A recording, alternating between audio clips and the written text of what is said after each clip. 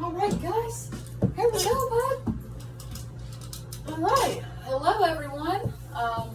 For those of you who don't know me, my name is Louise. I'm an undergraduate physics major at the University of Arkansas.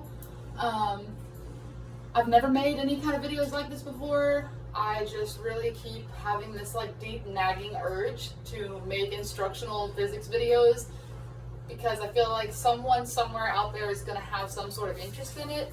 And the idea of getting other people interested in physics is just like my biggest dream come true in the whole wide world ever, because physics is basically my favorite thing I've ever seen, heard, done, witnessed in my whole life. I'm really passionate about it, and I want to share that with other people. And I feel like what you get a lot of the times when I tell people, they're like, oh, what are you going to school for? And I say, I'm going to school for physics. Their immediate reaction is, ooh. Like, they don't want to hear about it, they don't want to talk about it, they don't want to be informed about it. You say physics and their brain thinks math. I'm bad at math, I don't like physics. But I want to show everybody that that's not the case, that we can have fun with physics without being math geniuses, because I'm not a math genius. I work at the University of Arkansas. I actually teach an astronomy course, and which, hey, if you're a student, you should consider taking it. I also tutor. I tutor for physics and astronomy, and I also do private tutoring for physics, mostly physics and math, but I'm not a mathematician. Like, it is hard for me. I took Calculus 2 3 different times until I passed it. Like, it's hard stuff, and I'm not gonna joke to anybody that like it's not difficult. It definitely is, and it can definitely put a bad taste in your mouth. But in these videos, I don't want it to be focused on mathematics. I want it to be focused on concepts, because I feel like that's where you really kind of win people over when you're talking about physics, is talking about, you know, the understanding and the actual real life applications and the value of understanding, you know, the different, just physics in general. Because in my opinion, physics is like that one umbrella term that encompasses all other branches of science. Like, if you have biology, you have anatomy, you have chemistry, you have earth science, you know, no matter what it is, astronomy, physics is going to be involved. Whether to a minor degree or to a major degree, you will have to use physics, because it is, and this is where we're going to get right into it, because I wanted to give you guys the actual Google definition of what is physics. Not Louise's definition, but according to Google, physics is the natural science that studies matter, its motion and behavior through space-time, and the related entities of energy and force. And so I'm going to read that again, but I'm going to read it slower now. So, physics is the natural science that studies matter, its motion and behavior through space-time, and the related entities of energy and force. So basically, and take note here that I said space-time, not space and time, because I want y'all to get used to the concept that space-time is one thing. It's not, oh, bye Gus, I guess he's done. Space-time, think of it as like when you're in elementary school and we took a basket weaving class, you know, and you've got, you know, your lattice going this way and your lattice going this way. Think of one as space and one as time, right? So you have this fabric of reality that is everywhere, all around us. This is space-time, and, you know, it's malleable through the force of gravity. I don't want you to think of, here we have space, and then happening all around us we have time, because they're not really two separate things. They really are one object in itself. So space-time. So I know this is the third time, but let's go ahead and read it again. So, the natural science that studies matter, its motion and behavior through space-time, and the related entities of energy and force. And so, in physics, we're going to talk about motion, we're going to talk about matter, we're going to talk about temperature, we're going to talk about the four fundamental forces. You know, we have the gravitational force, electromagnetic force, we have the strong and weak nuclear force, which we're going to get into all of that later, I promise. But just, you know, as our base definition, you know, physics is basically, the goal of physics is to understand how the universe works, why things happen the way that they do. And if that doesn't get you excited, then I don't know, but I hope you're going to get excited after this. Then again, the language of physics, it is mathematics. And, you know, like I said, we're going to be very light on the mathematics in my videos, but the language of the universe is definitely mathematics, and it is a universal language. So let's just jump right into it, because I'm just gonna sit here and ramble to you guys about how much I love physics if we don't just start this. And I'll let y'all know, I just had surgery, so if I'm like moving weird or if I'm like making faces, it's because I'm hurting myself. It's not like it's fine, but just so you guys know. So let's just start with the scientific notation stuff. I went ahead and used my favorite whiteboard here to just kind of make some beginning notes. So we're gonna just jump into scientific notation, because scientific notation is one of those things that I feel like a lot of people struggle with, and there's nothing wrong with that. I mean, it's one of those things that's a little confusing to wrap your head around at first. And some people might be watching this saying, wow, she's really gonna give us a review of scientific notation. Boring. I learned that in the 6th grade, but you know what? We forget things. We're human. So let's just bear with me and let's just go back through it and just understand a little bit together. So if you have a number like 100, that's 10 times 10. So it's going to be 10 squared. If you have a number like 1,000, that's going to be 10 times 10 times 10. So it's going to be 10 cubed. So on and so forth. 10,000, you have 10 times 10 times 10 times 10. 10 to the 4th. Okay? But the cool thing about using scientific notation is that eventually we're going to get numbers so big, and on the opposite end of that, so small. 10 to the negative 6th, 10 to the negative 4th. It just gets to the point where you're just writing 0, 0, 0, 0, 0, 0. And you're writing all these zeros, and it's tedious, it's monotonous, nobody wants to do it, nobody wants to do all that bookkeeping. So they invented scientific notation so that we have, if you have 1,000,000, that's 10 to the 6th. If you've got 1,000,000,000, that's 10 to the 9th. If you've got 1,000,000,000,000, 10 to the 12th, and so on and so on and so on. And so it just makes it a lot easier to keep track of your numbers, because bookkeeping is a big part of physics. We call it bookkeeping because you're keeping all of your numbers, your units, your measurements, you're keeping all your quantities, keeping all your ducks in a row, as my dad would say. And so for each degree of an exponent, that's going to make the number 10 times larger than it was before. So like I said, if you have 10, and then you add, it's 10 to the 1, you do 10 to the 2nd, it's going to be a magnitude of 10 greater. So 10 times 10. Oop, that was my dryer. 10 to the 100. So it's a whole magnitude of 10 greater. And down here, this is what I really wanted to touch on, because this is what trips people up, is when you have a number like 10 to the 18th, that does not mean 10 to the 9th times 2. It means 10 to the 9th, times 10 to the 9th. Okay, so when we deal with multiplying scientific notation, multiplying exponents, we're going to add the exponents. We're not going to multiply them or, anything weird. We're just going to add them. So if you have 10 to the 9th times 10 to the 9th, we're just going to add those two 9s, and it's going to give us 10 to the 18th. Simple enough, right? And this is just another thing I wanted you guys to take note of here, is that x to the 0, any number to the 0th power is always going to be 1. If you have 5 to the 0, 6 to the 0, 100 billion to the 0th power, it's still going to be 1. And that throws a lot of people off. It used to throw me off, and that's why I made a note of it, because it's something that I used to struggle with. Because you look at it and you think, well, 5 to the 1st power, that should be 5. But it's not, because it's not to the 1st power, it's to the 0th power. So it's going to be 1. Now, if you have 5 to the 1st power, that's going to be 5. But I just wanted to touch on that, just because it's something that I feel like it trips a lot of people up, and it never hurts to just kind of go back and take a little review on things.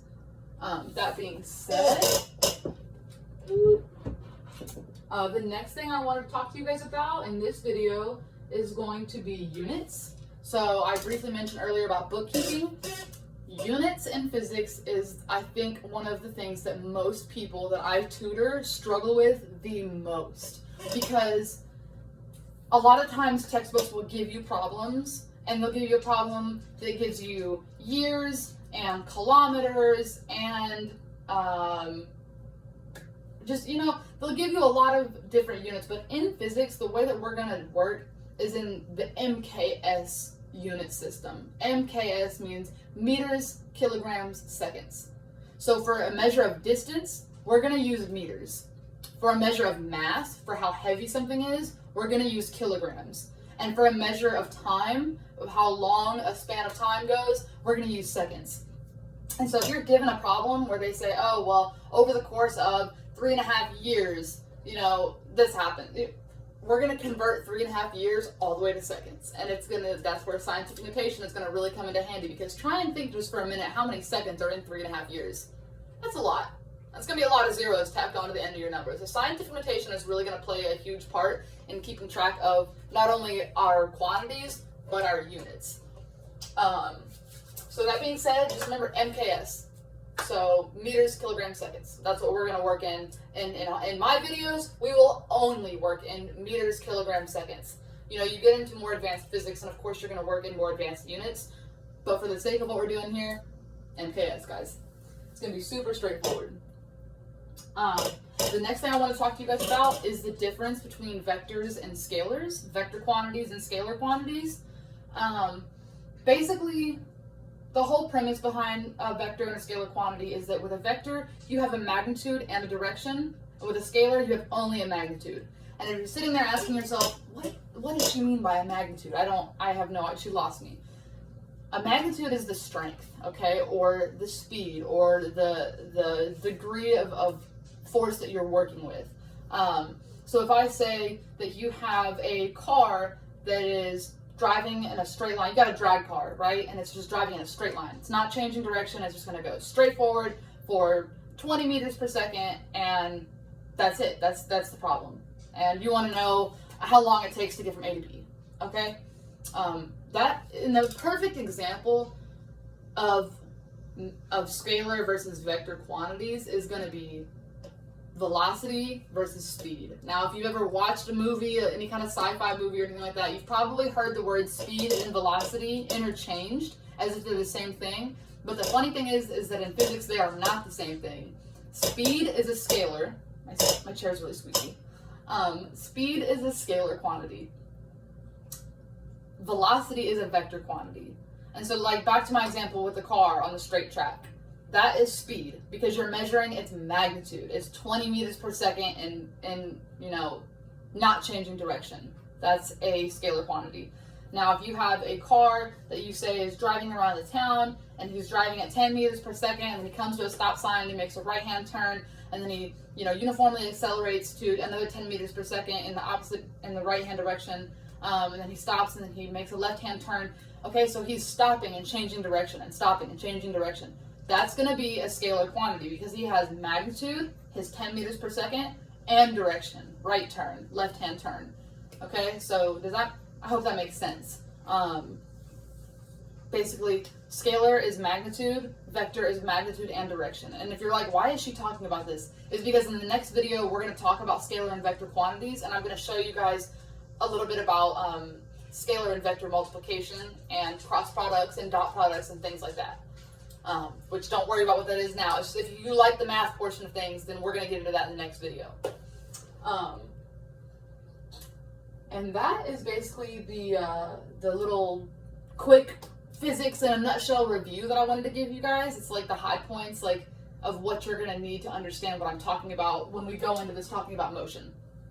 And so, that being said, I just wanted to touch on this as well. So, when we're talking about motion, we obviously have motion in multiple dimensions, right? You have one-dimensional motion, two-dimensional, three-dimensional.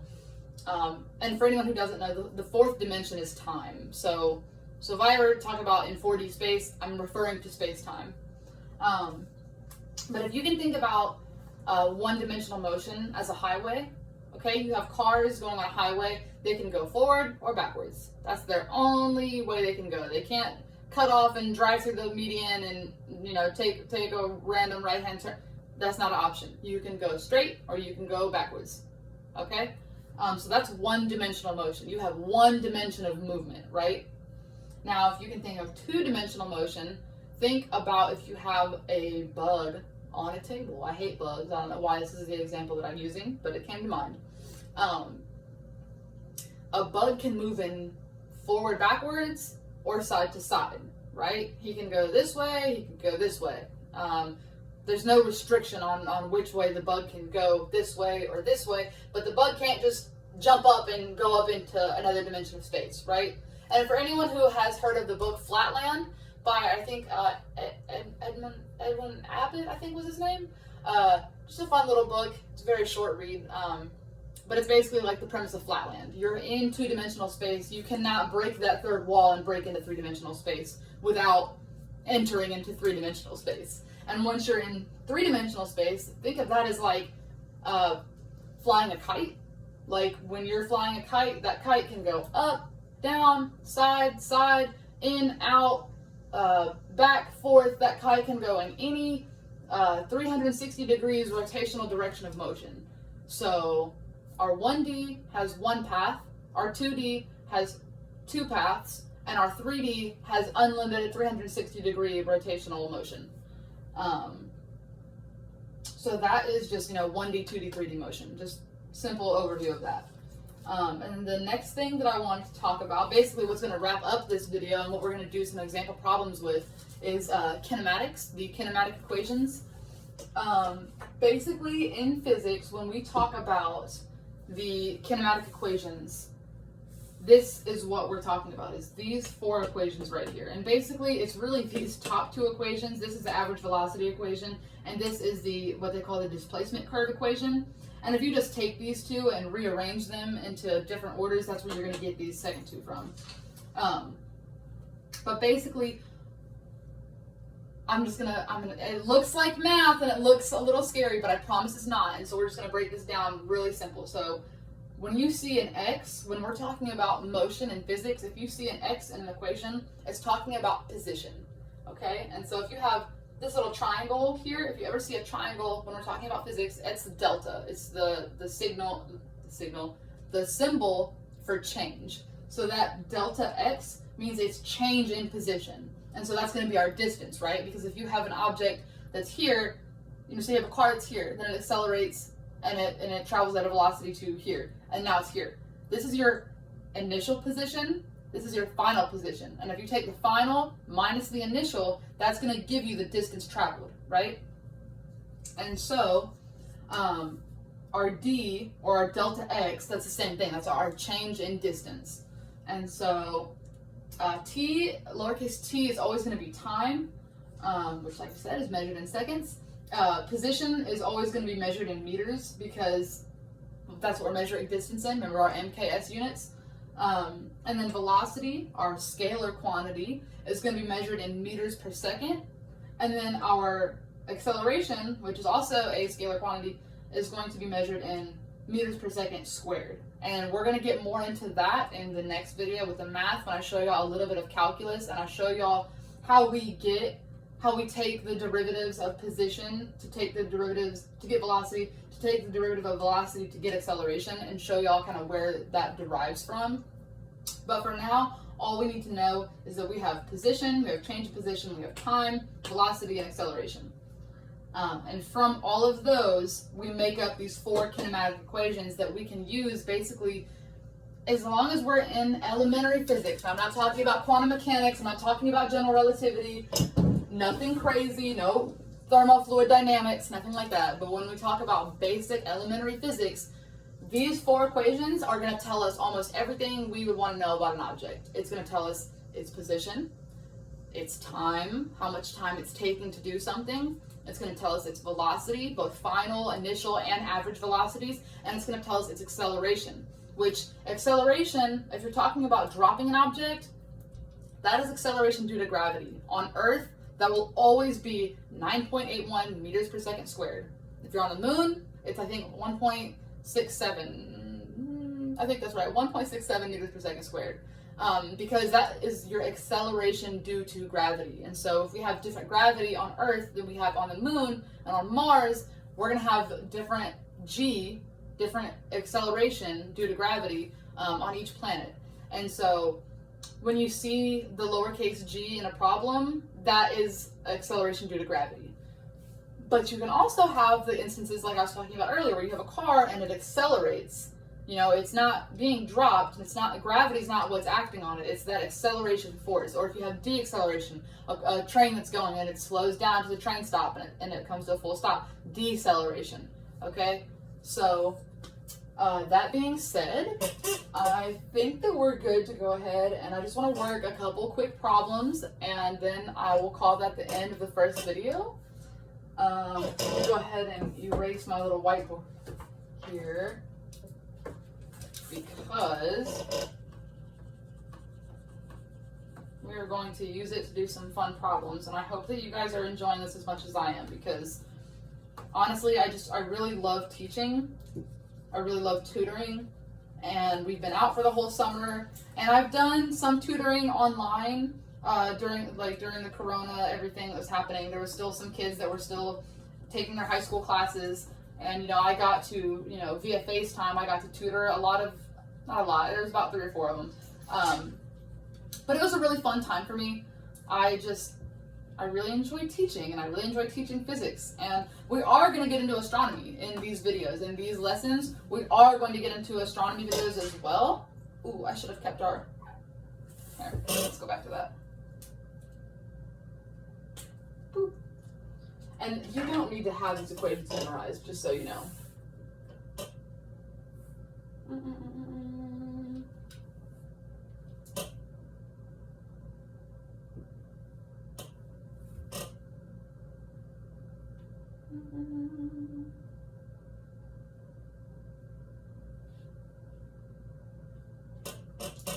Okay, well, we're not going to use that one anyway, so it's fine that I erased that one. We're not going to worry about it. Okay. So, it's my favorite whiteboard. It needs to be cleaned. And I'm so ADD, so I apologize. If anyone else has a hard time focusing and following me, it's probably my fault. But let's go ahead and start on this first problem. And so, this example says we have an airplane that accelerates, keyword there. Oh, and I just want to go ahead and touch on one more thing.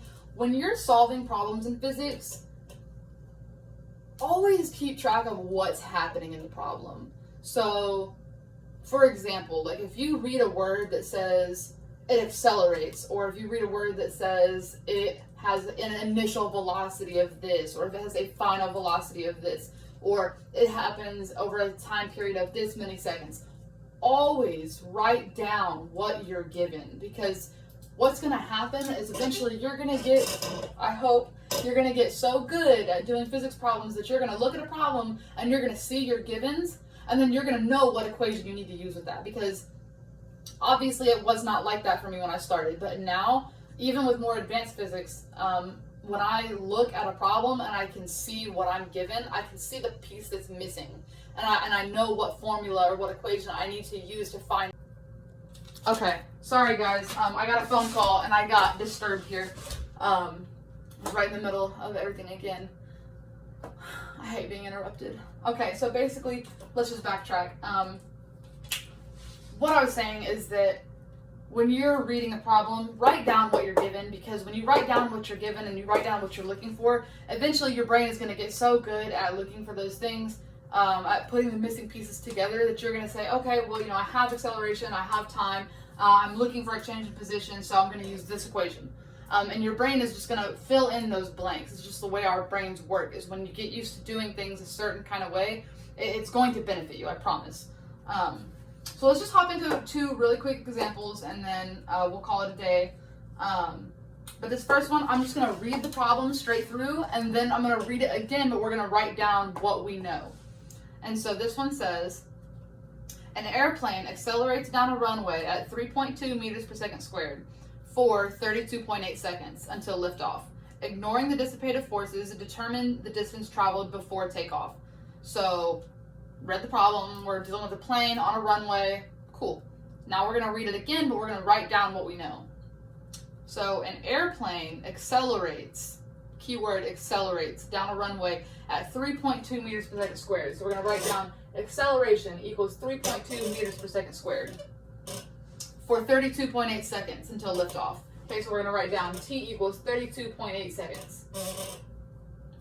Ignoring dissipative forces, determine the distance traveled before takeoff. So distance traveled, that's going to be our delta x, right? Our change in position.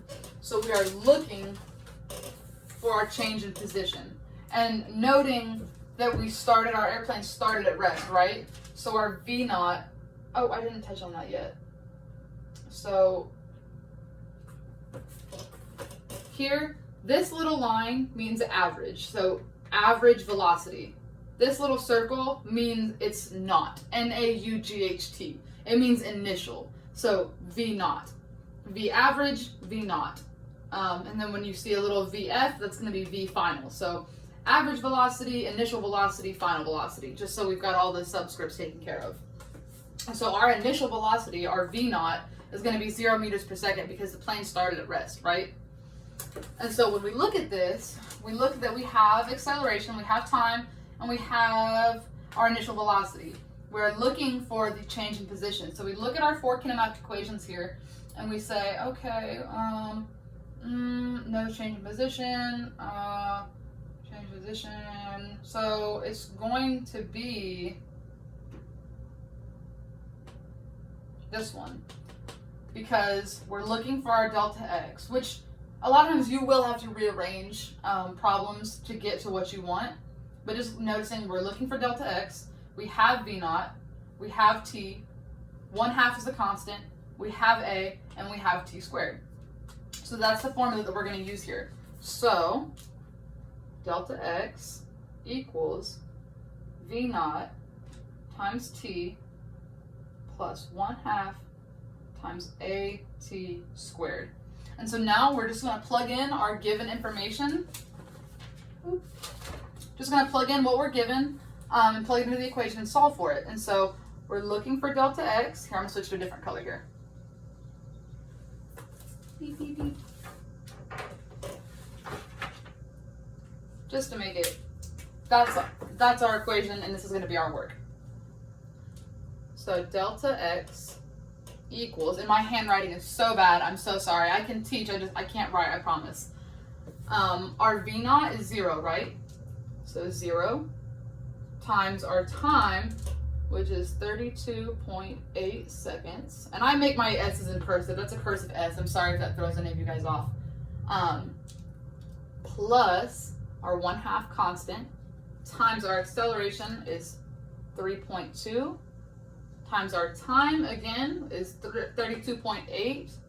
32.8. Don't forget to square it. Okay? And so now we're just going to take our calculator. And we are going to, we already know we don't need a calculator to tell us that 0 times 32.8 is 0. Okay? And now we've got 32.8 squared. That's going to be 1075.84. Then we're going to multiply it by this 3.2. It's going to be 3,442.68. And I'm only telling you guys this so that if you're doing the calculations on your own at home, you can keep up and keep track of your decimals and know that you're on the right track. So we've squared this number, we've multiplied it by this number. Now we need to multiply it by 1/2, which is the same thing as divided by 2. Just a little bit easier. And so now we've got 1721.34. And since we already just established that was 0, our change in position is going to be 1,721 meters, right? Because we're in MKS. So you guys just solved what could have possibly been your very first physics problem, and it wasn't that bad, was it? It might have even been fun. And if you guys have any questions on anything that I say in these videos, I know that on part 1, I had a little verbal typo. I said that x to the 1, I said that 5 to the 1 is not 5, but 5 to the 0 is 1. I mixed up my 1 and my 0 exponents, so I will have slip-ups. I will be wrong about some things, but if you guys ever get confused about something, leave a comment, ask me, let me know, because I want you guys to understand. I want this to be fun, but also informational. I want you guys to take something away from this. And so that being said, that was our first problem. Now let's just do one more.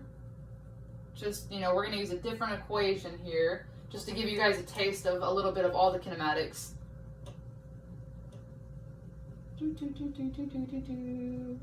Need a bigger eraser. Okay. So for our second problem, I'm going to go ahead and do the same thing I did before. I'm going to read the problem, and then I'm going to go back and we're going to read it again, and we're going to write down what we're given. So, a bike accelerates uniformly from rest to a speed of 7.1 meters per second over a distance of 35.4 meters. We're looking for the acceleration, and so let's just go ahead and read it again, but write down what we're given.